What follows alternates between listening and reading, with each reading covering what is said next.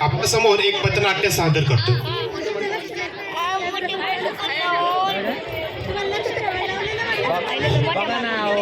तर मंडळी, पालकत्व म्हणजे फक्त जन्म देणं नाही, तर संस्कारांची जबाबदारी स्वीकारणं पण आहे. मुलांच्या हातामध्ये मोबाईल देणं आजकाल खूप सोपं झालं, पण त्यांच्या मनामध्ये हातामध्ये सामाजिक मानसिक मूल्य देणं खूप अवघड झालंय, बरोबर ना? तर या बदलत्या काळात सजग आणि सुजाण नागरिक पालक घडावेत या उद्देशाने मराठी अभ्यास केंद्र, कृषी लोक विकास संशोधन संस्था आणि शिरूर नगर परिषद शिरूर आणि संयोगी सर्व शाळांच्या मिळून आज येथे मराठी पालकप्रेमी महासंमेलन 2026 आयोजित केले. या संमेलनामध्ये एक मशाल आमच्या खांद्यावर आली, ती म्हणजे पथनाट्य सादर करण्याची. आणि याथे आम्ही एक पथनाट्य सादर करतोय. तर आमच्या पथनाट्याचा एक सामाजिक संदेश देणारं नाटक आम्ही सादर करतोय. या नाटकाचं नाव आहे माझी मराठी शाळा माझी जबाबदारी. हे पथनाट्य नाही केवळ नाटक, ही आहे पालकत्वाची हाक, संसारांची साध आणि मराठी मनाची ओळख. चला तर पाहूया पथनाट्य. आपणासमोर आता एक दृश्य सादर होतंय, तो आहे म्हणजे शाळेचा प्रसंग. ज्या शाळेने पिढ्यांना ज्ञान दिलं, संस्कार दिले, रुजवले, पण आज तीच मराठी शाळा अस्तित्वासाठी झगडते. विद्यार्थी कमी झालेत, पालकांचा इंग्रजी शाळांकडे कल वाढला. विद्यार्थी कमी झालेतच, पण त्यातच सरकारी आदेश, आकडेवारी, अहवाल आणि त्यातच आज शाळेला एक पत्र आलंय. चला तर पाहूया नक्की त्यात दडलंय तरी काय. आत्रे सर, बघा तरी पोस्टमन पत्र घेऊन आलंय. नक्की काय आहे या पत्रात?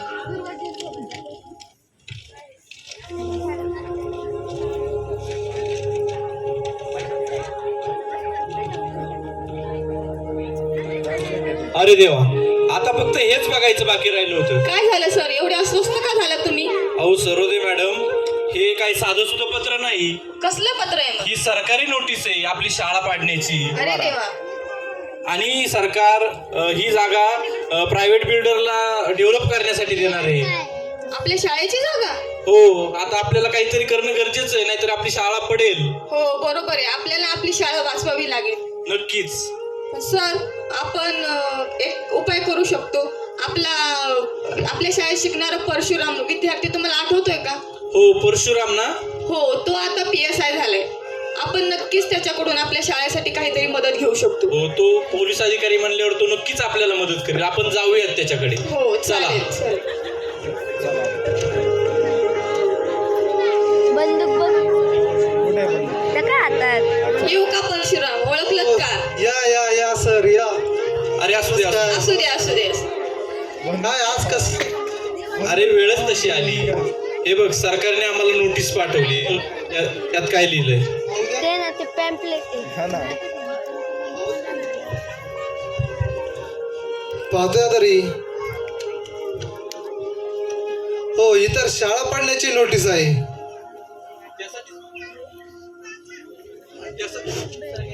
त्यासाठीच तुझ्याकडे आलोय. तुझी काही मदत होते का बघ बरं. हो, यावरती तर सरकारचा शिक्का लागलेला आहे. यावरती मी काहीच करू शकत नाही. अरे पण तुझ्याकडे मोठे आशा. हो बरोबर आहे, पण याच्यावरती सरकारचा शिक्का आहे आणि सरकारचा शिक्का असल्यामुळे मला यात काहीच हस्तक्षेप करता येणार नाही. बरं ठीक आहे, दे ती नोटीस इकडे. पण एक लक्षात ठेव, तूही त्याच मराठी शाळेत शिकून आज पोलीस अधिकारी झालायस आणि तूच जर आम्हाला मदत कर,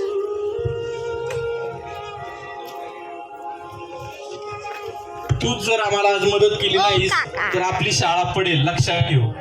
माफ करा सर मला, पण मी यावेळेस तुमची काही मदत करू शकत नाही. ठीक आहे, येतो आम्ही. चला सरोदे मॅडम. आत्रे सर, आपला परशुराम विद्यार्थी पोलीस अधिकारी असून सुद्धा आपली काही मदत करू शकला नाही. हो शेवटी आपल्याला आता काय हो, आपण आपली एक विद्यार्थिनी प्रज्ञा, ती वकील आहे. आपण तिच्याकडून कायदेशीर सल्ला घेऊ शकतो. हो, ती नक्कीच आपली मदत करेल. चला आपण तिच्याकडे जाऊया आणि तिचा सल्ला घेऊया. हो चला.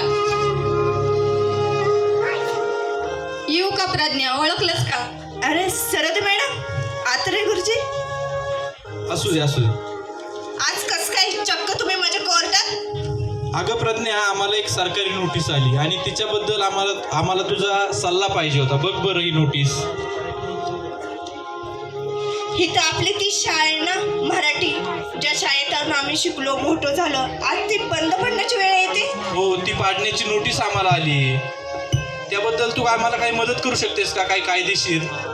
हो बरोबर आहे, पण मी याच्यात काहीच मदत करू शकत नाही. अगं तरी तुझ्या कायद्याने काहीतरी मदत होईल.